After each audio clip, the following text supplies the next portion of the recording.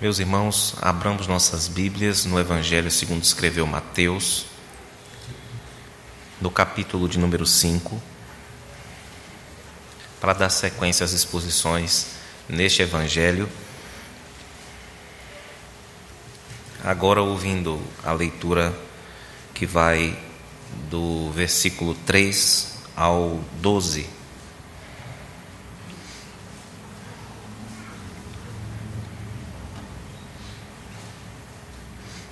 Evangelho segundo escreveu Mateus, capítulo 5, versículos de 3 a 12. Assim nos diz a palavra do nosso Deus: Bem-aventurados os humildes de espírito, porque deles é o reino dos céus. Bem-aventurados os que choram, porque serão consolados.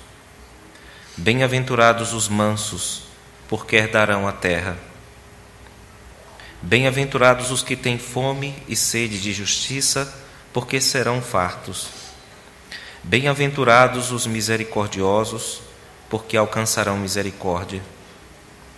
Bem-aventurados os limpos de coração, porque verão a Deus. Bem-aventurados os pacificadores, porque serão chamados filhos de Deus. Bem-aventurados os perseguidos por causa da justiça, porque deles é o reino dos céus. Bem-aventurados sois quando, por minha causa, vos injuriarem e vos perseguirem, e mentindo, disserem todo mal contra vós. Regozijai-vos e exultai, porque é grande o vosso galardão nos céus, pois assim perseguiram os profetas que viveram antes de vós. Amém.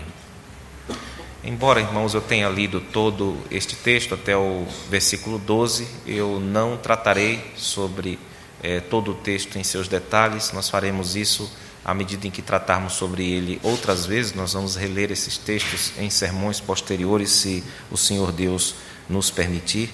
Mas hoje eu gostaria de introduzir o tema da felicidade segundo Jesus Cristo, ou das bem-aventuranças, não é? Observando essa palavra que abre praticamente todos os versículos do texto que lemos, que é bem-aventurados. Isso nós podemos encontrar essas bem-aventuranças no Antigo Testamento. Então é um pensamento que nós já temos registrado nos Salmos, por exemplo, que lemos hoje. Mas hoje nós vamos ver o que pensa Jesus, ou introduzir o pensamento do nosso Senhor acerca do que significa ser bem-aventurado. E isso eu faço para esclarecer um outro termo que está com ele relacionado, mas que nem sempre tem sido bem entendido, que é a palavra felicidade. Dentre todos os interesses dos seres humanos ou da nossa raça, a felicidade certamente é um dos maiores, irmãos. Todo mundo quer ser feliz, e não é por acaso que esse assunto ocupou as grandes mentes da humanidade, aquelas que praticavam uma religião. Todas as religiões tratam sobre esse sumo bem, esse máximo bem de que o homem sempre está à procura. Também filósofos dedicaram boa parte das suas obras, das suas preleções, a discutir acerca de qual seria o bem último da vida, ou o sumo bem. E por séculos, o que nós observamos, além dessa discussão teórica, nós observamos também que normalmente a felicidade era, mesmo para essas pessoas que a discutiam, mais do que um tópico simples de discussão. Essa busca está realmente presente na vida humana, em cada pensamento, em cada obra, em cada palavra, como se fosse uma força que nos atrai, não é? E mesmo aqueles que seguem caminhos tortuosos, né? São aquelas pessoas que dizem apenas que querem ser felizes.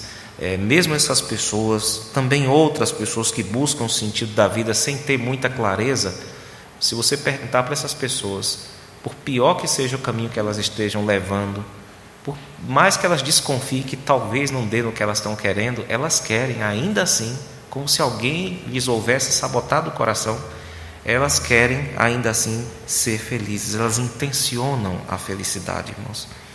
A definição pagã mais interessante que eu já encontrei sobre a felicidade vem de um filósofo chamado Mark Kinwell.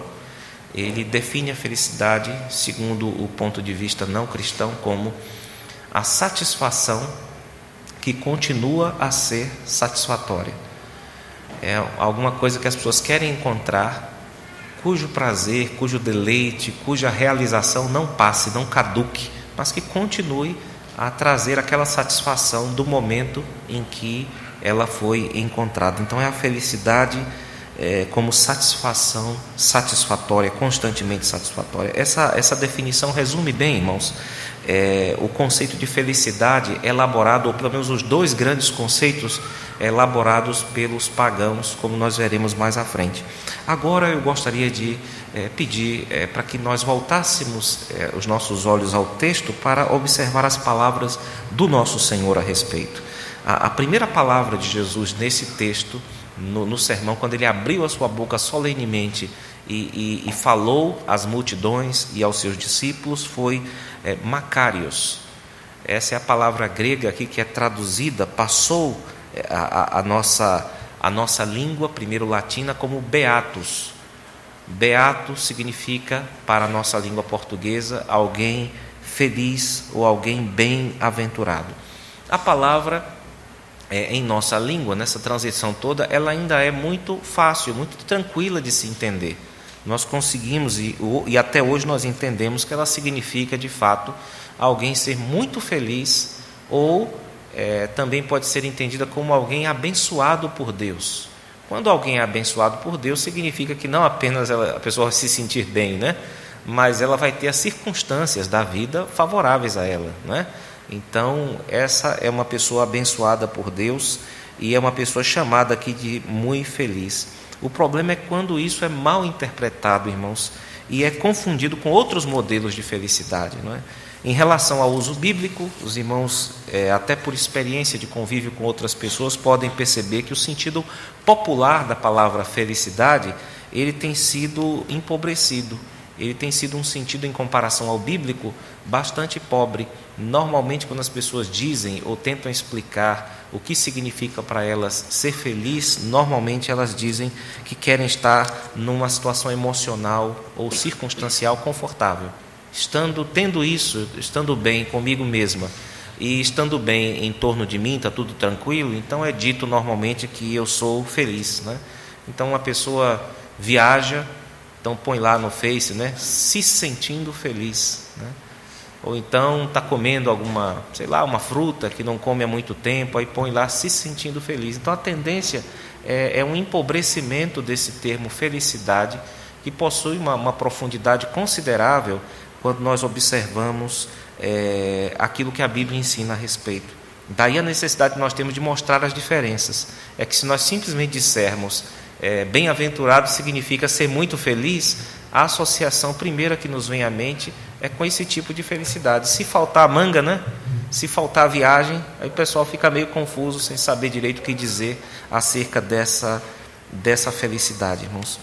Bem, mas qualquer pessoa que lê com alguma atenção as primeiras declarações do Sermão da Montanha, que foram essas que nós acabamos de ouvir, nós observamos que os exemplos que Jesus dá, que ele apresenta de pessoas que são felizes, são no mínimo estranhos, irmãos, ao nosso senso comum. Vocês já devem ter reparado isso, né?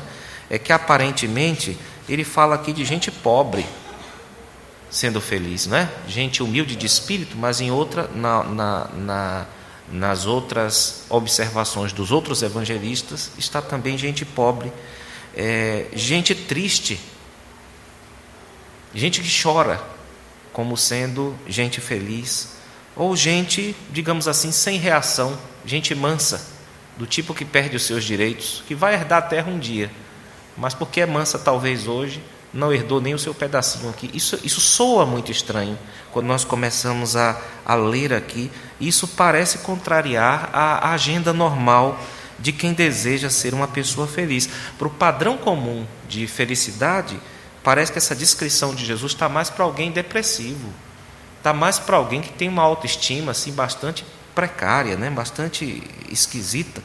Isso até para os padrões do Antigo Testamento. Você consegue entender facilmente, por exemplo, o Salmo de número 1. Bem-aventurado aquele que não anda, né, no conselho dos ímpios. Você consegue entender, essa pessoa que não anda nesses caminhos tortos é uma pessoa feliz. Aí você vai lá no 32, né? Olha, feliz quem teve seus pecados perdoados. Isso aí está muito claro para mim, muito bom, bem-aventurado. O 119, que nós lemos também, bem-aventurados os irrepreensíveis nos seus caminhos, que andam na lei do Senhor. Isso também fica muito claro para mim. Mas quando eu olho para esse texto aqui, que nós ouvimos aqui, nós sentimos algo de estranho, a não ser que tenha um outro sentido pretendido aqui, que nós precisamos saber qual seja, mas realmente soa muito estranho. E eu digo isso, nós não vamos tratar dessas características agora, mas eu estou dizendo isso para que os irmãos vejam que esse ensino tende a desafiar muitas das nossas suposições do que significa ser alguém feliz, pelo menos da perspectiva divina. E se você se sente desconfortável com essas descrições que Jesus faz aqui, de que bem-aventurados ou muito felizes são os pobres, muito felizes são os tristes, muito felizes são os mansos, talvez o seu conceito de felicidade precise sofrer uma revisão, talvez até mesmo uma revisão violenta. E de fato parece que Jesus quer nos fazer ver a vida com outros olhos e nos mostrar que a felicidade verdadeira, ela não virá daquilo que popularmente é considerado indispensável, né? Normalmente, o que é que as pessoas dizem que você tem que ter para ser feliz? Você não pode ser pobre, tá certo? Isso aí é uma regra geral da felicidade popular. Quem quer ser feliz, que tenha dinheiro, que consiga dinheiro de algum modo, não é? Ou então, que você tenha controle emocional. Pessoas que são conhecidas por chorarem, né, ou por sentirem tristeza, em geral não estão aptas para esse conceito popular de felicidade. Ou então você deve ter algum tipo de iniciativa, de força física para garantir os seus direitos e não ficar esperando a sua gleba de terra apenas no futuro da humanidade, não é? Herdar a terra apenas no futuro da humanidade.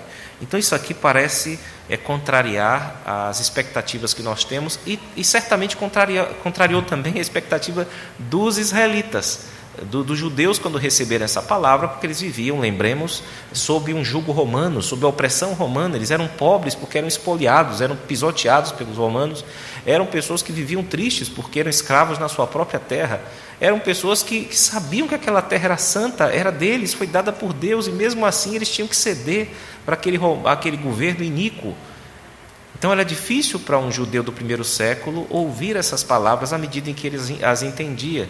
E certamente continua sendo desafiador para nós, mesmo num contexto inteiramente diverso daquele, continua sendo, no mínimo, intrigante escutar essas palavras de Jesus aqui, especialmente as 3 primeiras bem-aventuranças, irmãos. Mas o que nós temos aqui, dito por Cristo, é que, mesmo nas dificuldades, essas pessoas aqui estão sendo chamadas de felizes, e elas podem até mesmo exultar, ter uma alegria profunda nessas coisas aqui, ou apesar dessas coisas, por causa do propósito final da vida. E também porque todo cristão sabe que todas as coisas cooperam para o bem daqueles que estão ligados a Deus, daqueles que estão apegados a Deus. Isso será escancarado no versículo 12, tá certo? O versículo 12 nos diz assim: quando vocês sofrerem na vida, forem espezinhados ou perseguidos, ele diz: exultai, não é? Arregozijai-vos e exultai, porque é grande o vosso galardão nos céus, pois assim perseguiram os profetas que viveram antes de vós.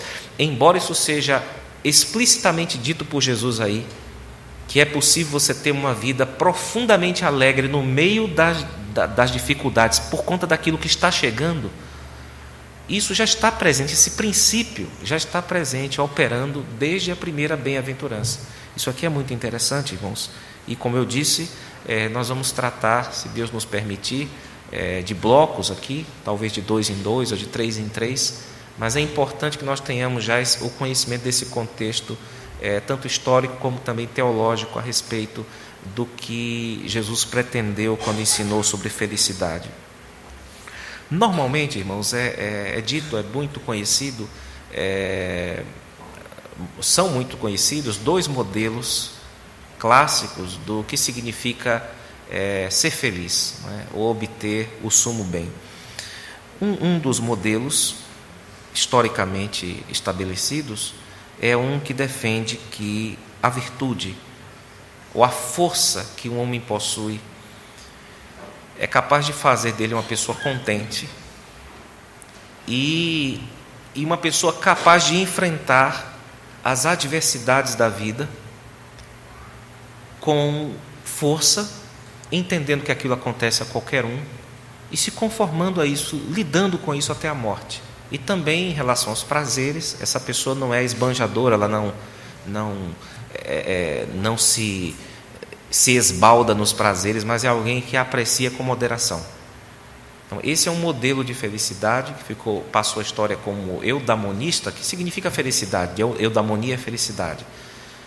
Então, esse é um modelo que é seguido por grandes filósofos, por grandes pensadores, que entendem que a mente humana, a razão humana, deve regrar a vida humana, e é assim que você encontra a felicidade.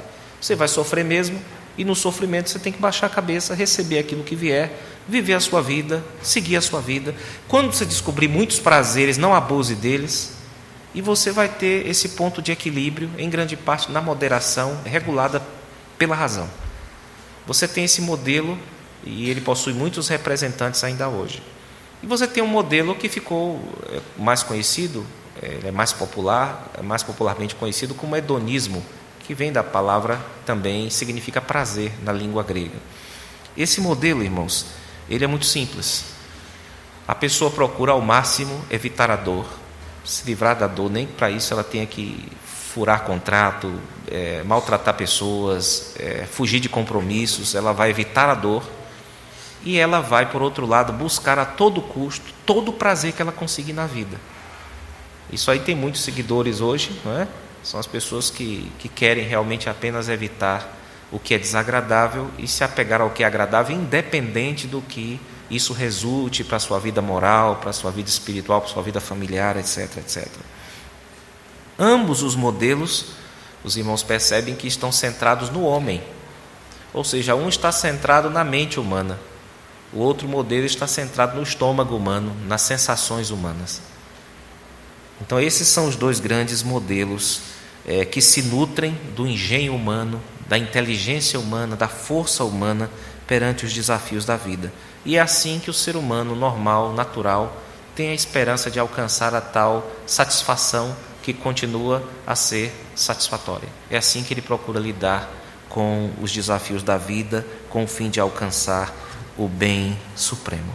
Agora nós temos, como fomos apresentados nesta noite, o modelo bíblico. E é importante estabelecer aqui, irmãos, que a expressão Macarios, que é bem-aventurado, ela não é, em primeiro lugar, uma receita de felicidade. Isso aqui não é o que você deve fazer, ou os 9 passos que você deve seguir para ser uma pessoa feliz. Isso não é o que Jesus está ensinando aqui. Macarios é, antes de tudo, uma bênção de Deus. Ser feliz é uma bênção que Deus dá à pessoa. É uma palavra que Deus diz acerca da pessoa, independente da circunstância em que ela esteja vivendo. Nós somos felizes, se somos felizes, porque Deus pronunciou esta bênção de felicidade sobre todos aqueles que Ele quis pronunciar.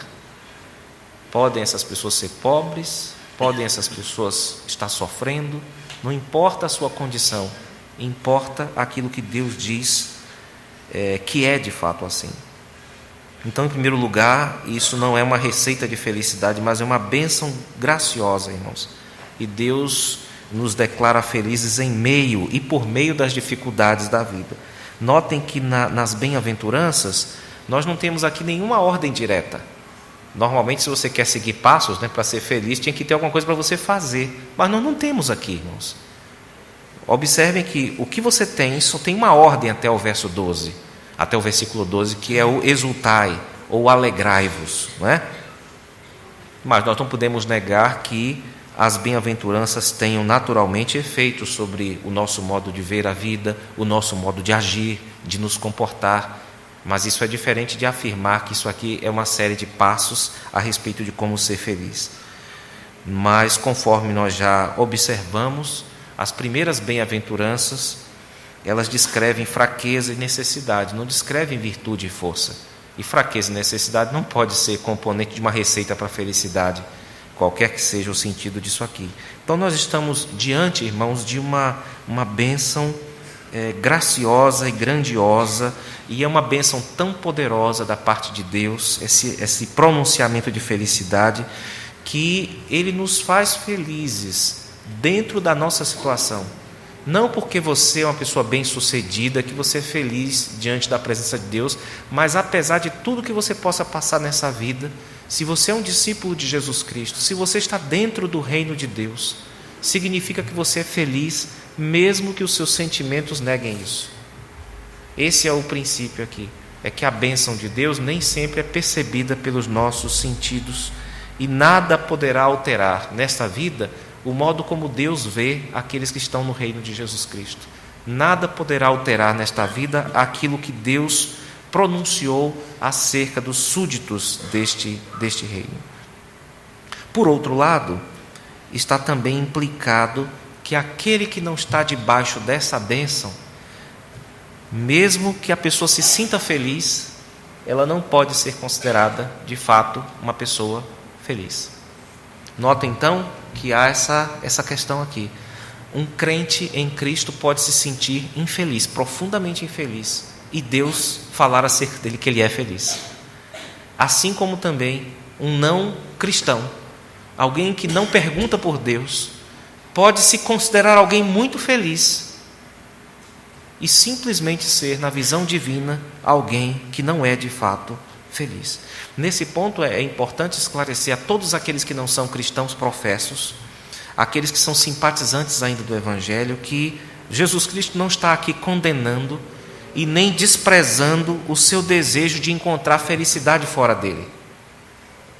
Isso é o que as pessoas mais fazem, não é? Elas querem felicidade, mas a parte de Jesus Cristo, a parte de Deus, a parte da religião. Jesus não está condenando essa busca das pessoas por felicidade fora dele. O que ele está fazendo é mostrar às pessoas que Deus, por meio de Jesus Cristo, quer livrá-las da ilusão de que é possível encontrar felicidade fora de Deus, fora da união com Deus.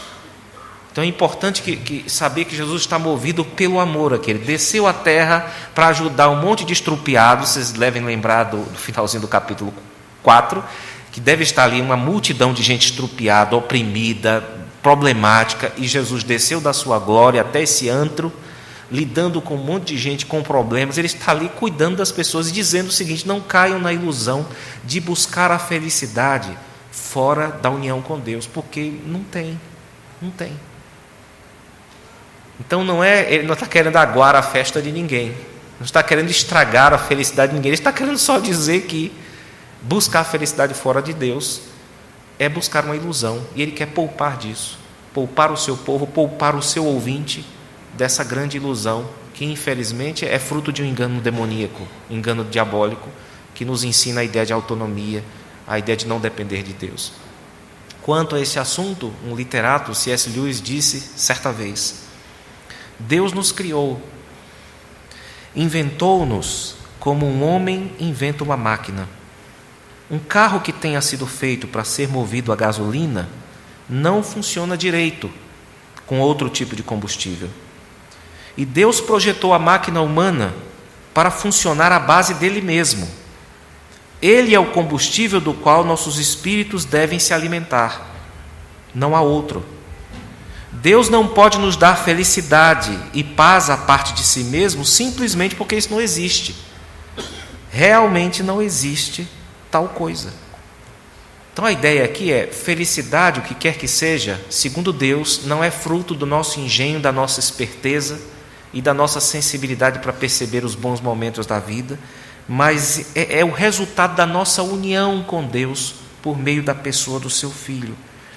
E é como se Jesus estivesse trazendo a verdadeira felicidade em sua mão e nos dizendo: isso aqui é a força que resiste a tudo.